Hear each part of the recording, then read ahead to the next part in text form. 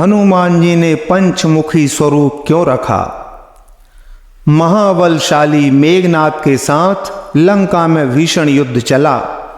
अंततः मेघनाद मारा गया। रावण जो अब तक मद में चूर था, वह अब राम की सेना और लक्ष्मण का पराक्रम देखकर थोड़ा तनाव में आ गया। रावण को दुखी देखकर माता कैकसी ने रावण को पाताल में बसे दो भाइयों की याद दिलाई, जिनका नाम था अहिरावण और महिरावण। लंका के राजा रावण को याद आया कि ये दोनों तो उसके बचपन के मित्र हैं। रावण ये बात अच्छे से जानता था कि ये दोनों तंत्र मंत्र के महापंडित और जादू टोने के धनी और मां कामाक्षी के परम भक्त हैं। रावण ने उनको बुलवाया और कहा कि वे अपने छल बल व कौशल से राम और लक्ष्मण का सफाया कर दें। यह बात दूतों के जरिए विभीषण को पता चल गई। युद्ध में अहिरावण और महिरावण के शामिल होने की बात सोचकर विभीषण की चिंता बढ़ गई। उन्हें लगा कि भगवान श्री राम और लक्ष्मण की सुरक्षा व्यवस्था अब और भी कड़ी करना होगी। इसके लिए उनने सोचा कि यह विशेष कार्य तो महावीर हनुमान को सौंप देना चाहिए। राम लक्ष्मण की कुटिया लंका में सुवेल पर्वत पर बनी हुई थी। हनुमान जी ने राम जी की कुटिया के चारों ओर एक सुरक्षा घेरा खींच दिया। कोई जादू टोना, तंत्र मंत्र या मायावी राक्षस इसके अंदर प्रवेश नहीं कर सकता था। अहिरावण और महिरावण श्री राम व लक्ष्मण की हत्या करने के लिए कुटिया के पास पहुंचे, लेकिन इस सुरक्षा घेरे के आगे उनकी एक न चली, असफल रहे। उन्होंने फिर एक चाल चली। महिरावण विभीषण का रूप धर के कुटिया में घुस गया। राम और लक्ष्मण सपाट पत्थर की शिलाओं पर सो रहे थे। दोनों राक्षसों ने बिना किसी आहट के दोनों भाइयों को शिलाओं सहित उठाकर अपने निवास पाताल की ओर चल दिए। विभीषण लगातार सतर्क थे।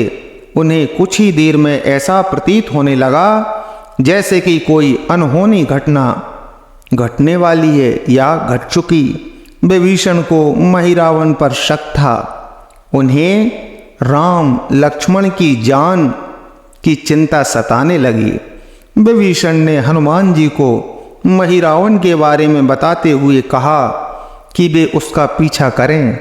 लंका में अपने रूप में घूमना हनुमान जी के लिए ठीक न था, इसलिए उन्होंने एक पक्षी का रूप धारण किया और पक्षी के रूप में ही निकुंभला नगर पहुंच गए। निकुंभला नगरी में पक्षी का रूप धरे हनुमान जी ने एक कबूतर और कबूतरी को बतियाते हुए सुना। कबूतर कबूतरी से कह रहा था कि अब रावण की जीत पक्की है। अहिरावण और महिरावण राम लक्ष्मण की बलि चढ़ा देंगे और बस सारा युद्ध समाप्त। कबूतर की बातों से ही हनुमान जी को पता चला कि दोनों राक्षस प्रभु को सोते में ही उठाकर कामाक्षी देवी को बलि चढ़ाने के लिए पाताल में ले गए हैं। हनुमान जी तभी वायु वेग से रसातल की तरफ बढ़े और तुरंत ही वहां पहुंच गए।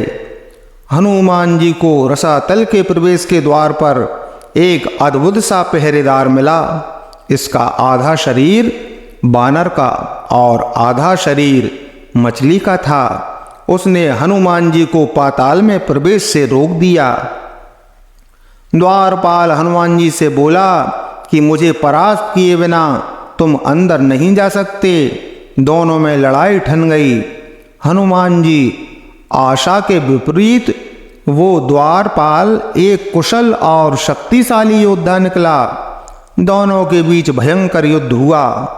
दोनों ही कुशल योद्धा थे, परंतु वह हनुमान जी के सामने न टिक सका। आखिरकार हनुमान जी ने उसे हरा दिया लेकिन उसकी शक्ति की प्रशंसा किए बिना रह न सके। हनुमान जी ने उससे कहा, हे वीर, अपना परिचय दो। तुम्हारा स्वरूप ही कुछ ऐसा है कि कौतूहल हो रहा है। उस वीर ने उत्तर दिया, मैं हनुमान पुत्र हूँ और एक मछली से पैदा हुआ हूँ। मेरा नाम मकरध्वज है। हनुमान जी ने जब यह सुना तो वह आश्चर्य में पड़ गए और उस वीर की बातें सुनने लगे। मकरध्वज ने कहा, लंका दहन के बाद समुद्र में हनुमान जी जब अपनी अग्नि शांत करने पहुंचे तब उनके शरीर से पसीने के रूप में तेज निकला। तब मेरी माँ ने आहार के लिए मुंह खोला हुआ था, वह तेज मेरी माता ने अपने मुख में ले लिया और गर्भवती हो गई। उसी से मेरा जन्म हुआ। हनुमान जी ने यह सब सुना तो मकरध्वज को बताया कि वह ही हनुमान हैं। यह सुन उसने हनुमान जी के चरण स्पर्श किए और हनुमान जी ने भी बेटे को गले से लगा लिया और वहां आने का पूरा कारण बताया और बेटे से कहा कि अपने पिता के स्वामी की रक्षा में सहायता करो। मकरध्वज ने उन्हें बताया कि राक्षस कुछ ही देर में बलि के लिए आने वाले हैं। बेहतर होगा कि आप रूप बदलकर कामाक्षी के मंदिर में जाकर बैठ जाएं। उनको सारी पूजा झरोखे से करने को कहें। हनुमान जी ने पहले तो मधुमक्खी का वेश रखा और माँ कामाक्षी के मंदिर में घुस गए। हनुमान जी ने माँ कामाक्षी को प्रणाम कर सफलता की कामना की और फिर पूछा, हे माँ, क्या आप वास्तव में श्री राम जी और लक्ष्मण जी की बलि चाहती हैं? हनुमान जी के इस प्रश्न का माँ कामाक्षी ने उत्तर दिया कि नहीं, मैं तो दुष्ट अहिरावण और महिरावण की बलि चाहती हूँ। यह दोनों मेरे भक्त तो हैं पर अधर्मी और अत्याचारी भी हैं। आप तो अपने प्रयत्न करो, सफल रहोगे। मंदिर में 5 दीप अलग अलग दिशाओं और स्थान पर जल रहे थे। माँ ने बताया कि यह दीप अहिरावण ने मेरी प्रसन्नता के लिए जलाए हैं। जिस दिन ये एक साथ बुझा दिए जा सकेंगे उसका अंत सुनिश्चित हो सकेगा। इस बीच गाजे वाजे का शोर सुनाई पड़ने लगा। दोनों भाई बलि चढ़ाने के लिए आ रहे थे। हनुमान जी ने अब माँ कामाक्षी का रूप रखा। जब अहिरावण और महिरावण मंदिर में प्रवेश ही करने वाले थे कि हनुमान जी का महिला स्वर गूंजा।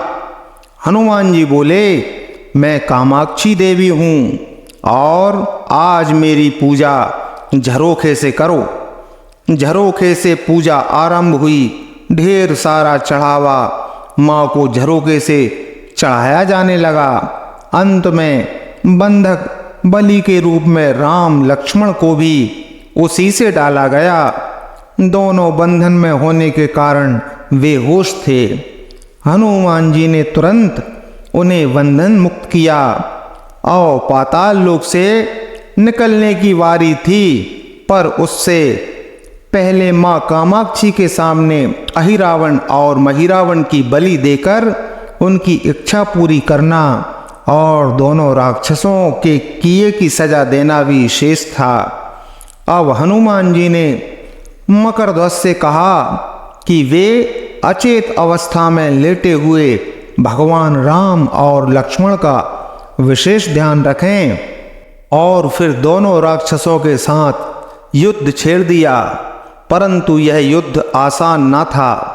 अहिरावण व महिरावण बड़ी मुश्किल से मरते और फिर 5-5 बनकर फिर से जिंदा हो जाते। इस विकट स्थिति में मकरध्वज ने बताया कि अहिरावण की एक पत्नी नाग कन्या है। अहिरावण उसे ताकत से हर लाया है। वह उसे पसंद नहीं करती पर मजबूरी में उसके साथ है। वह अहिरावण के राज जानती होगी। उससे ही इसकी मौत का उपाय पूछा जाए। आप उसके पास जाएं और सहायता मांगें। मकरध्वज ने राक्षसों को युद्ध में उलझाए रखा और उधर हनुमान जी राक्षस की पत्नी के पास पहुँचे। नाग कन्या से उन्होंने कहा, यदि तुम अहिरावण की मृत्यु का भेद बता दो तो हम उसे मारकर तुम्हें उसके चंगुल से मुक्ति दिला देंगे।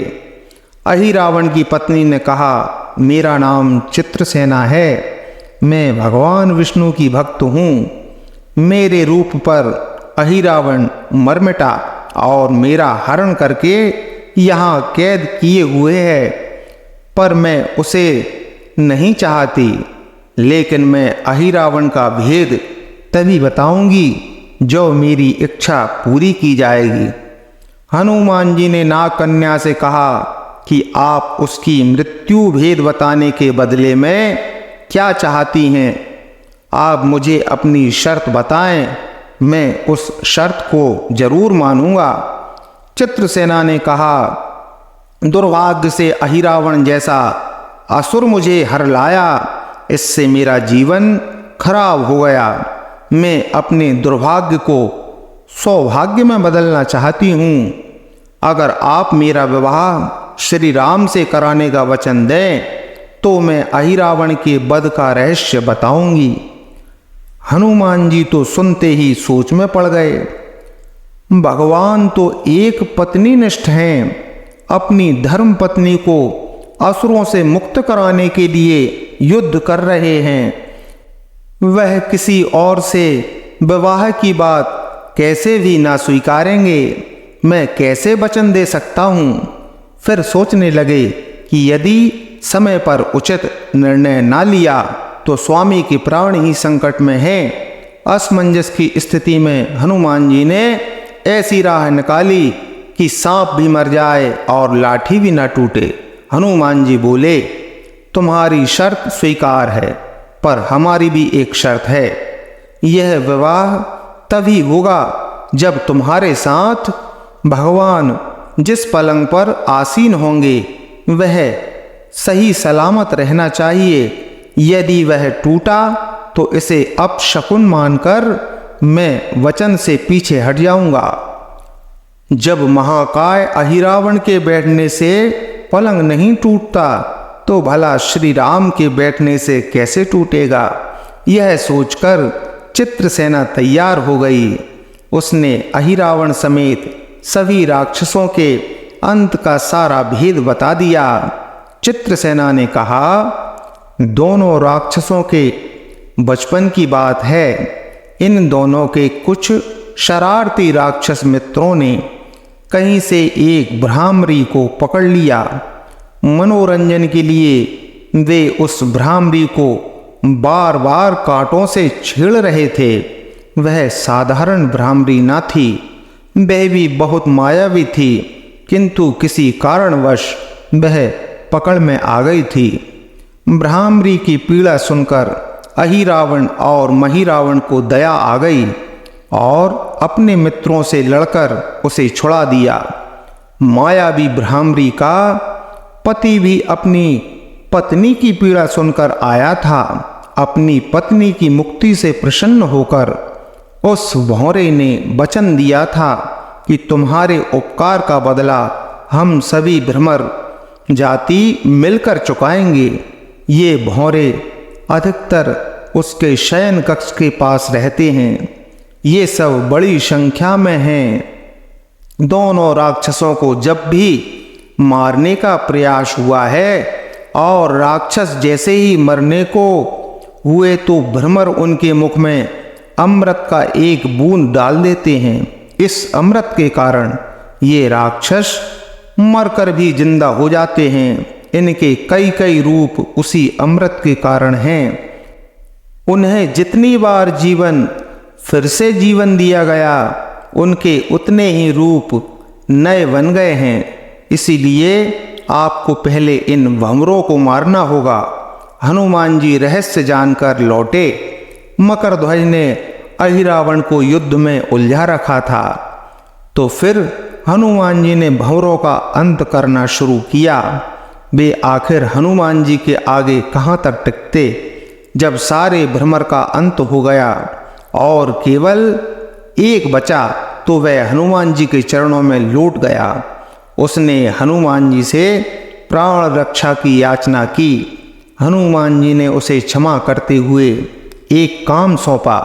हनुमान जी बोले, मैं तुम्हें प्राण दान देता हूँ, लेकिन शर्त पर कि तुम यहाँ से तुरंत चले जाओगे और अहिरावण की पत्नी के पलंग की पाटी में घुसकर जल्दी से जल्दी उसे पूरी तरह खोखला बना दोगे।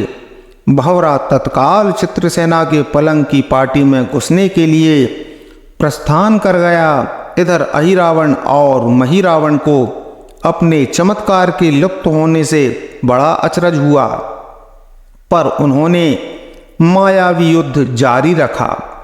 भ्रमरों का हनुमान जी ने अंत कर दिया, लेकिन फिर भी हनुमान जी और मकरध्वज दोनों दैत्यों का अंत नहीं कर पा रहे थे। ये देखकर हनुमान जी कुछ चिंतित हुए। फिर उन्हें कामाक्षी देवी का वचन याद आया। देवी ने कहा था कि जब तक पांचों दीपक एक साथ नहीं बुझेंगे तब तक अहिरावण की सिद्धि जागृत रहेगी और उनका वध नहीं हो सकेगा। हनुमान जी ने तुरंत पंचमुखी रूप धारण किया। उत्तर दिशा में बराह मुख, दक्षिण दिशा में नरसिंह मुख, पश्चिम दिशा में गरुड़ मुख, आकाश की ओर हयग्रीव मुख और पूर्व दिशा में हनुमान मुख। उसके बाद हनुमान जी ने अपने पांचों मुख द्वारा पांचों दिशाओं में रखे पांचों दीपक एक साथ बुझा दिए।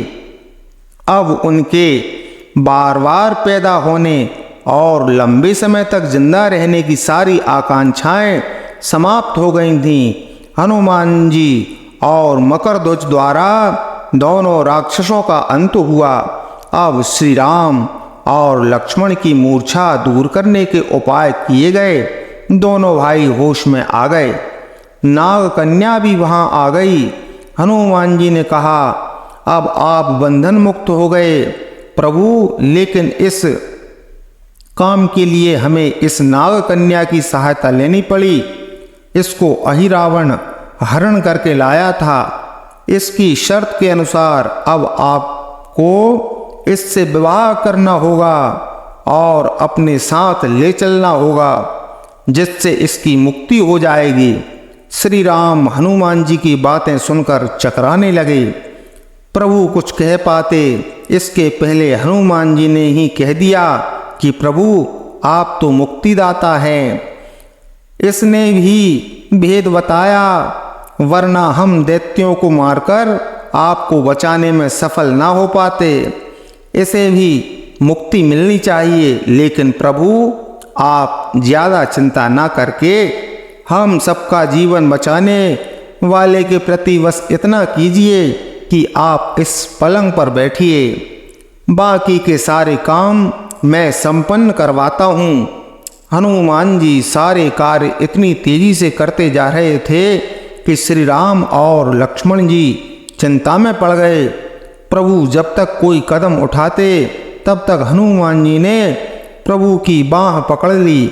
हनुमान जी ने भावावेश में चित्रसेना के उस सजे धजे पलंग पर प्रभु को बैठा दिया। प्रभु कुछ समझ पाते इससे पहले ही पलंग की वह खोखली पाटी चरमरा कर टूट गई। पलंग धराशाही हो गया। चित्रसेना भी जमीन पर आ गिरी। हनुमान जी हंस पड़े और चित्रसेना से बोले, अब तुम्हारी शर्त तो पूरी हुई नहीं है। अब तुम्हारा विवाह प्रभु से नहीं हो सकता। अब तुम मुक्त हो गई हो। अब हम तुम्हें तुम्हारे लोक पहुंचाने का प्रबंध करते हैं।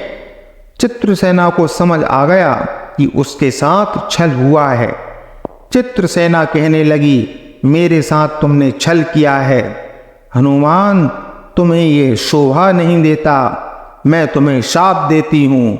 इतने में ही सारी बात श्री राम समझ गए और उन्होंने चित्रसेना को रोका और कहा कि चित्रसेना, मैं एक पत्नी व्रत का पालन करने वाला और मर्यादा के बंधन में बना हुआ हूँ, इसलिए हनुमान जी को ये सब करना पड़ा। लेकिन मैं तुम्हें वचन देता हूँ कि द्वापर में जब मैं कृष्ण रूप में अवतार लूंगा तब तुम मेरी पत्नी होगी और तुम्हारा नाम सत्यभामा होगा। यह सुनकर चित्रलेखा प्रसन्न हो गई। हनुमान जी ने चित्रसेना को उसके पिता के पास भेज दिया। विष्णु भगवान के द्वारा मिले विवाह के वरदान से खुश होकर चित्रलेखा ने स्वयं को अग्नि में भस्म कर लिया। श्री राम, लक्ष्मण, मकरध्वज और हनुमान जी सहित सुवेल पर्वत पर वापस आ गए। बोलो पंचमुखी हनुमान जी की जय हो। ज्ञानप्रद और हृदय स्पर्शी कहानी और कथाओं को सुनने के लिए चैनल को सब्सक्राइब कर लें। जय जय सीताराम।